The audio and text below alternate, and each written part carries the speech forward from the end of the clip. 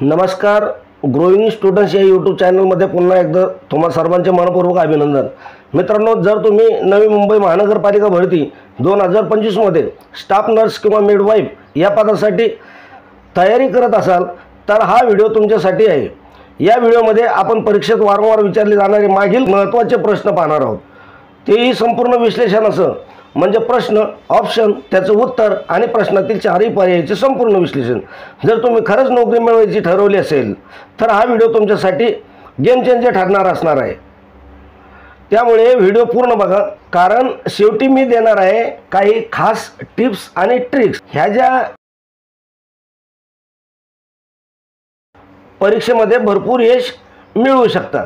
चला तर मग तुमच्या स्वप्नातील नोकरी मिळवण्यासाठी सुरुवात करूया प्रश्नपत्रिकेला. बघा, पहिला प्रश्न काय आहे? बायोलॉजीची पेशींच्या संरचनेशी संबंधित शाखा कोणती?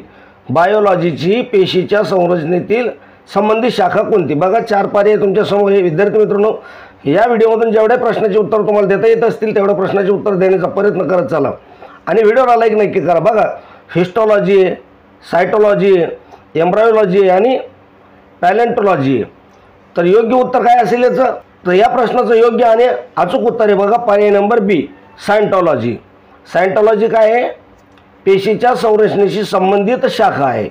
बघा, या चार पर्याय आपण थोडंफार विश्लेषण करूया. बघा, हिस्टॉलॉजी दिलेली आहे आपल्याला. तर हिस्टॉलॉजी काय आहे? तर हिस्टॉलॉजी आहे ऊतीचा अभ्यास करणारी. त्यानंतर आहे बघा सायंटॉलॉजी काय आहे? सायटॉलॉजी काय आहे? बरोबर आहे, ही पेशीचा अभ्यास करणारी शाखा आहे. त्यानंतर तिसरा पर्याय तुम्हाला दिलेला आहे एम्ब्रायोलॉजी.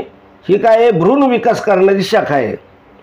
त्यानंतर पॅलेंटोलॉजी ही काय आहे? तर जीवाश्मांचा अभ्यास करणारी शाखा आहे. अशा प्रकारे जे कन्सेप्ट आपल्याला दिले होते त्याबद्दल आपण थोडक्यामध्ये माहिती बघितलेली. त्यानंतर पुढचा प्रश्न आपण बघूया. जागतिक आरोग्य संघटनेचे मुख्यालय डॅश येथे आहे. काय की जागतिक आरोग्य संघटनेचं मुख्यालय डॅश या ठिकाणी म्हणजे कोणत्या ठिकाणी? पर्यायामध्ये तुम्हाला दिलेलं आहे न्यूयॉर्क, नवी दिल्ली, जिनिव्हा आणि लंडन. तर याचं योग्य आणि अचूक उत्तर काय असेल?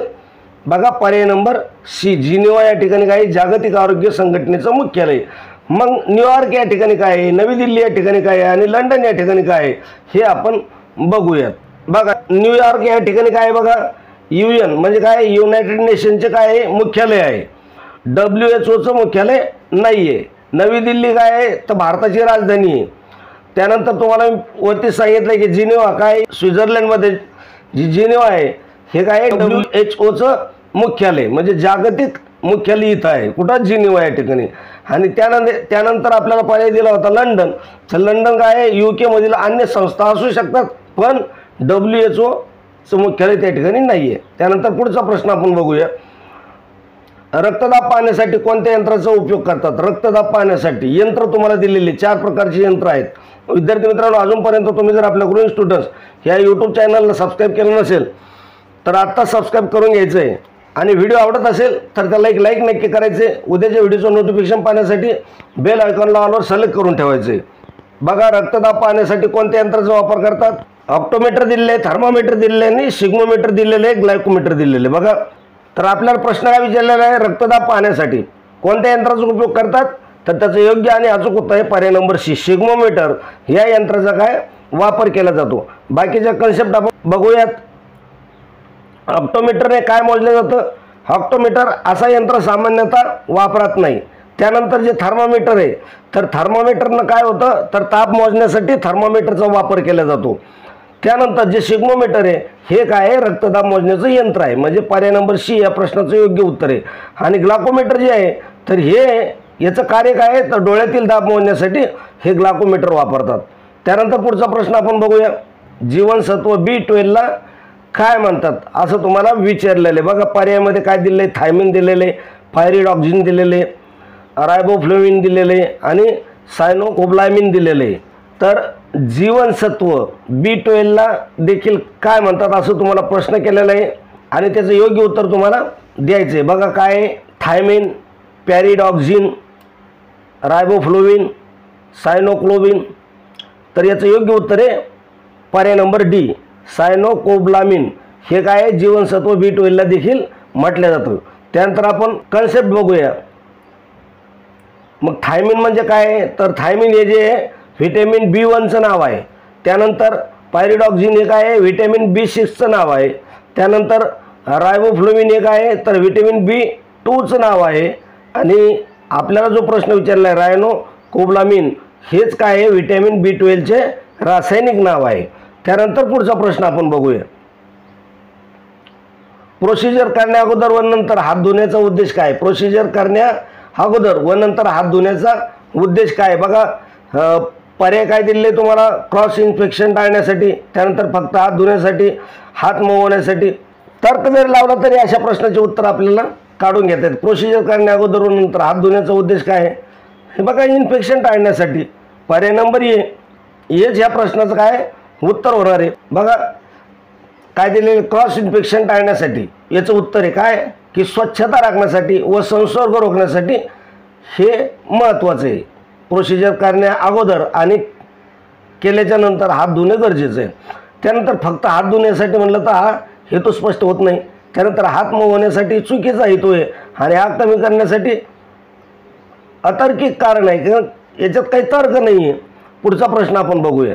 ऑक्सिजन सिलेंडरच्या गळ्याभोवती कोणता रंग असतो? ऑक्सिजन सिलेंडर जे आहे त्याच्या गळ्याभोवती कोणता रंग असतो असा प्रश्न तुम्हाला विचारलेला आहे.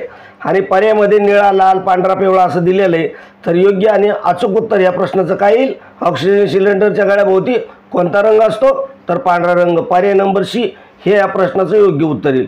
बघा आता निळा रंग कधी असतो, लाल कधी असतो आणि पिवळा कधी असतो यावर सुद्धा आपण थोडीशी चर्चा करूया. बघा निळा नायट्रस ऑक्साईड सिलेंडरसाठी वापरला जातो. निळा रंग सिलेंडरच्या कोणत्या सिलेंडरच्या गळ्याभोवती असतो? तर नायट्रस ऑक्साईड सिलेंडरच्या गळ्याभोवती वापरतात. त्यानंतर लाल रंग ॲसिटिलिनसाठी वापरला जातो. काय लाल रंग कशासाठी वापरला जातो? ॲसिटिलिनसाठी वापरला जातो. आणि पांढरा रंग जो आहे तर ऑक्सिजन सिलेंडरचा कॉलर रंग आहे. त्यानंतर पिवळा रंग आहे हा कोणत्या सिलेंडरसाठी वापरला जातो? तर एअर सिलेंडरसाठी पिवळा रंग वापरला जातो. पुढचा प्रश्न आपण बघूया. आधुनिक परिचर्येच्या जनक डॅश यांना म्हणतात. आधुनिक परिचर्येच्या जनक कोणाला म्हणतात असा प्रश्न आपल्याला येऊ शकतो. बघा पर्यायामध्ये काय दिले, काशीबाई गणपत, कमलाबाई, फ्लोरेन्स नाइटिंगेल आणि डॉक्टर आनंदीबाई जोशी. तर आधुनिक परिचर्येचे जनक कोणाला म्हणतात? योग्य उत्तर काय असेल? पर्याय नंबर सी फ्लोरेन्स नाइटिंगेल यांना काय आहे आधुनिक परिचर्येच्या जनक असं म्हटलं जातं. आता हे जे पर्याय दिलेले काशीबाई गणपत, कमलाबाई, डॉक्टर आनंदीबाई जोशी यांच्याबद्दल थोडीशी माहिती आपण करून घेऊया. बघा या ज्या काशीबाई गणपत आहे ह्या काय प्राचीन काळातील महत्त्वाची महिला व्यक्ती आहे, पण परिचर्येच्या संदर्भात काही संबंध नाही यांचा. त्यानंतर दुसरा पर्याय होता कमलाबाई. कमलाबाई काय तर उल्लेखनीय भारतीय परिचारिका, पण ह्या काय परिचर्येच्या जनक नाही आहेत. त्यानंतर ज्या फ्लॉरेन्स नाइटिंगेल ह्या काय नर्सिंग क्षेत्रातील पायाभूत बदल घडवलेला आहे म्हणून त्यांना काय परिचर्येच्या जनक म्हणतात. कोणाला? फ्लॉरेन्स नाइटिंगेल यांना. त्यानंतर हे डॉक्टर आनंदीबाई जोशी, तर या काय भारतातील पहिल्या महिला डॉक्टर आहे, परंतु त्या परिचारिका नाहीत. त्यानंतर पुढचा प्रश्न आपण बघूया. जागतिक आरोग्य दिन कधी साजरा केला जातो? एकदम सिंपल प्रश्न आहे विद्यार्थी मित्रांनो. अजूनपर्यंत तुम्ही जर आपल्या चॅनलवर नवीन असाल किंवा आपल्या चॅनलला सबस्क्राईब केलं नसेल तर नक्की सबस्क्राईब करून घ्या. आणि उद्याच्या व्हिडिओचं नोटिफिकेशन पाहण्यासाठी बेल आयकॉन ऑल सिलेक्ट करा. तसेच व्हिडिओ जास्तीत जास्त शेअर करत चला आणि व्हिडिओ आवडला तर त्याला एक लाईक नक्की करा. बघा जागतिक आरोग्य दिन कधी साजरा केला जातो? पर्यायामध्ये काय दिलेलं आहे तुम्हाला? 14 नोव्हेंबर, 11 जुलै, 7 एप्रिल, 12 मे.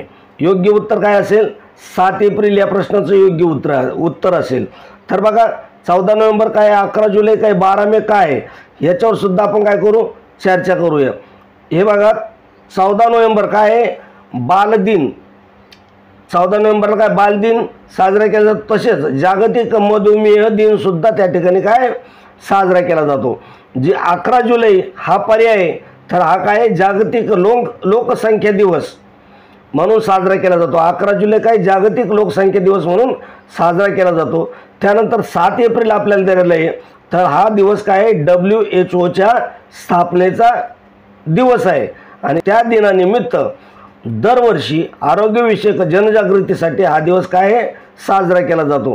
त्यानंतर 12 मे काय तर हा आंतरराष्ट्रीय परिचारिका दिन आहे. त्यानंतर पुढचा प्रश्न आपण बघूया. ऑल फॅक्टरी उन्हाळ्यामुळे कोणत्या ज्ञानाची जाणीव होते? ऑल फॅक्टरी नर्वमुळे कोणत्या ज्ञानाची जाणीव होते? बघा, चव, वास, आवाज, स्पर्श. योग्य उत्तर काय असेल याचं? ऑल फॅक्टरी नर्वमुळे आपल्याला वास या ज्ञानाची जाणीव होते. बाकीच्या कन्सेप्ट आपण बघूया. ऑल फॅक्टरी नर्व ही मेंदूतील पहिली क्रेनियल नर्व असून ती वास घेण्याचे कार्य करते. त्यानंतर बघा, चव पहिला कन्सेप्ट आपल्याला दिलेला आहे. तर हे चव काय आहे? ग्लॉसोफेरेंजियल व फेशियल नर्वचे कार्य आहे. चव काय आहे? ग्लॉसोफेरेंजियल व फेशियल नर्वचं कार्य आहे. त्यानंतर आवाज हे श्रवण इंद्रियाशी संबंधित आहे, ऑडिटरी नर्वशी संबंधित नाही. त्यानंतर स्पर्श जो आहे तर सेन्सरी नर्व्सद्वारे केले जाते, ऑल फॅक्टरीशी याचा संबंध नाही.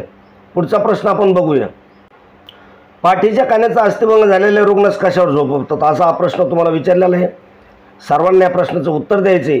पर्याय तुमच्यासमोर दिलेले: Dunlop, water bed, cotton mattress आणि कडक बिछाना. काय पाठीच्या कानाचा अस्थिभंग झालेल्या रुग्णास कशावर झोपवतात?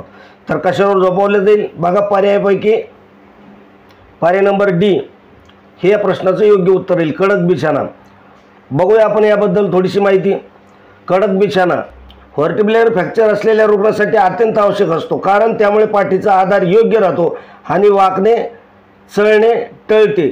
त्यानंतर दुसरा पर्याय काय बघा, वॉटर बेड. वॉटर बेडसाठी काय आहे? तर हा फ्रॅक्चरसाठी नाही आहे. कशासाठी उपयुक्त आहे? हा बेड सोर्ससाठी उपयुक्त आहे. त्यानंतर कॉटन मॅट्रेस जे आहे तो नरम असतो आणि पाठीस अपाय होऊ शकतो. मग डनलॉप काय आहे? तर गादीचा प्रकार आहे, पण फ्रॅक्चरसाठी वापरता येत नाही. त्यानंतर पुढचा प्रश्न आपण बघूया. खालीलपैकी कोणत्या ॲम्बिफियांना अवयव नसतात? कोणत्या ॲम्बिफियांना अवयव नसतात म्हणजे लिंब नसतात? बघा, लिक्चोपिस, त्यानंतर सॅलमँडर, त्यानंतर एन्जिओला आणि फेरेटिमा. यापैकी योग्य उत्तर काय येईल याचं? तर पर्याय नंबर ए, लिक्चोपिस. अम्फिबियांना लिंब नसतात. याबद्दल थोडीशी माहिती घेऊया. द लिक्चोपिस हे जे आहे तर हा एक काय अंध आणि सापासारखा उभयचर प्राणी आहे ज्याला लिंब नसतात. त्यानंतर सॅलमँडर जो आहे याला 4ही लिम्स असतात. त्यानंतर अँग्योला जो आहे हा काय एक मासा आहे पण उभयचर नाही आहे. त्यानंतर चौथा पर्याय जो आहे फेरेटिमा हे काय गांडूळ, हा उभयचर वर्गात मोडत नाही. त्यानंतर पुढचा प्रश्न आपण बघूया. न्यूक्लियसच्या अभ्यास शाखेला काय म्हणतात? न्यूक्लियसच्या अभ्यास शाखेला काय म्हणतात? पर्याय काय दिलेले? न्यूरोलॉजी दिलेले, एंडोप्लाझमॉलॉजी दिलेले, कार्डिओलॉजी दिलेले आणि ॲर्गॅस्ट्रोप्लाझमॉलॉजी दिलेले. योग्य उत्तर काय येईल? न्यूक्लियसच्या अभ्यास शाखेला काय म्हटलं जातं? तर पर्याय नंबर सी या प्रश्नाचं योग्य उत्तर आहे काय? कार्डिओलॉजी असं या शाखेला, न्यूक्लियसच्या अभ्यास शाखेला म्हटलं जातं. बघा, पर्यायाबद्दल आपण थोडंसं बघूया. कार्डिओलॉजी काय आहे? पेशीच्या केंद्रकाचा म्हणजे अभ्यास करणारी शाखा आहे. कार्डिओलॉजी काय आहे? पेशीच्या केंद्रकाचा. न्यूक्लियसचा काय करते? अभ्यास करते. त्यानंतर न्यूरोलॉजी काय करते? तर मेंदू व मज्जासंस्थेचा अभ्यास करते. आणि जो दुसरा पर्याय आहे काय? एंडोप्लाझमॉलॉजी हे काय करतं? एंडोप्लाझ्माचा अभ्यास करतं आहे. त्यानंतर ॲर्गॅस्ट्रोप्लाझमॉलॉजी फार कमी वापरात असलेला परंतु अप्रचलित शब्द, चुकीचा पर्याय आहे. त्यानंतर पुढचा प्रश्न आपण बघूया. अन्न विषबाधेचे प्रमुख कारण कोणते असते? बघा, अन्न विषबाधेचे प्रमुख कारण तुम्हाला विचारलेले आहे. पर्यायामध्ये दिले व्ही कॉलरा, त्यानंतर युकोलाय, त्यानंतर सी बोटुलिकम, त्यानंतर पी एरुजिनोसा. योग्य उत्तर काय येईल बघा याचं? पर्याय नंबर सी बोटुलिकम हे या प्रश्नाचं योग्य उत्तर आहे. त्यालाच काय आपण सी बोटुलियमला काय म्हणतो? क्लोस्ट्रिडियम बोटुलिनम म्हणजे अत्यंत विषारी टॉक्झिन तयार करणारा जीवाणू जो कुठं वाढतो? डबाबंद अन्नात वाढतो. त्यानंतर ए नंबरचा पर्याय बघा, व्ही कॉलरा काय करतो? तर कॉलरा करतो, पण फूड पॉयझनिंगशी याचा संबंध नाही. त्यानंतर पर्याय आपल्याला ई कोलाय, काही स्ट्रेस फूड पॉयझनिंग करू शकतात पण सर्वसामान्यतः नाही. आणि चौथा पर्याय आहे पी अर्जिनोसा, हॉस्पिटल इन्फेक्शनमध्ये जास्त असतो. पुढचा प्रश्न आपण बघूया. टायफॉईड हा आजार कोणत्या जंतूमुळे होतो? बघा, साल्मोनेला टायफी, इचमाइट, व्हिब्रिओ, अँथ्रॅक्स. तर टायफॉईड हा जो आजार आहे तर कोणत्या जंतूमुळे होतो? याचं योग्य आणि अचूक उत्तर हे पर्याय नंबर ए, साल्मोनेला टायफी या जंतूमुळे काय होतं? टायफॉईड हा आजार होतो. टायफॉईड मुख्य कारणीभूत जंतू कोणता आहे? Salmonella typhi. त्यानंतर इचमाइट जो आहे हा चुकीचा पर्याय आहे. त्यानंतर व्हिब्रिओ हा काय? कॉलरा हा आजार व्हिब्रिओ या जंतूमुळे होतो. आणि अँथ्रॅक्स जे आहे हे काय आहे? कोणता आजार होतो? बॅसिलस अँथ्रेसिस हा आजार अँथ्रॅक्स या जंतूमुळे होतो. पुढचा प्रश्न पाहण्याअगोदर विद्यार्थी मित्रांनो, मी तुम्हाला एक रिक्वेस्ट करतो की अजूनपर्यंत तुम्ही जर आपल्या गृह स्टुडंट्स या यूट्यूब चॅनलला सबस्क्राईब केलं नसेल तर लगेच सबस्क्राईब करून घ्या. बघा मित्रांनो, हे जे काही प्रश्न आहेत हे सर्व आपण काय स्टाफ नर्स आणि मिडवाईफ या पदासाठी PYQ म्हणजे काय मागील परीक्षेमध्ये आलेले प्रश्न आपण बघितलेले आहेत. आणि ही सर्व माहिती तुम्हाला काय लक्षात ठेवणं खूप गरजेचं आहे, कारण अशाच प्रकारचे प्रश्न परीक्षेमध्ये विचारले जातात. जर अशाच प्रकारचे महत्त्वाचे व्हिडिओ बघायचे असतील तर काय करायचं? ग्रोइंग स्टुडंट्स या यूट्यूब चॅनलला सबस्क्राईब करून घ्यायचे. त्यानंतर पुढच्या व्हिडिओचं नोटिफिकेशन पाहण्यासाठी बेल आयकॉनला ऑलवर सिलेक्ट करायचं आणि व्हिडिओला नक्की लाईक करत चालायचं आहे. आणि व्हिडिओ जास्तीत जास्त शेअर करायला विसरायचं नाही. अभ्यास चालू ठेवा, यश लवकरच तुमचं असेल. भेटूया पुढच्या व्हिडिओमध्ये. तोपर्यंत जय हिंद, जय महाराष्ट्र. धन्यवाद मित्रांनो.